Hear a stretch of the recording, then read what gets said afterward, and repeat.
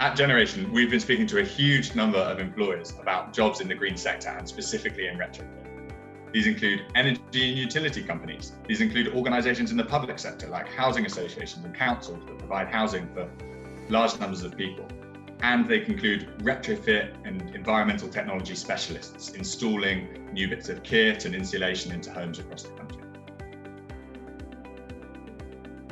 Because of the nature of the industry, because it's constantly evolving and it's very dynamic, I think there's ample opportunity to increase the workforce within this business, and that can be across all departments.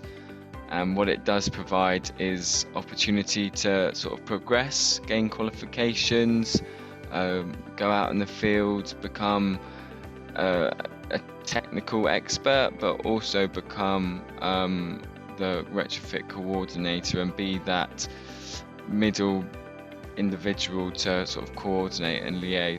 We're excited to place learners from this programme into entry-level jobs in the retrofit space as a retrofit advisor or a retrofit support agent. However, it's not just that job, that starting job that's exciting, it's also the progression route that job opens up that's really exciting too. We expect that learners, after being placed in role, can earn in the high 20s after a couple of years and more than 30 after 3 to 4 years.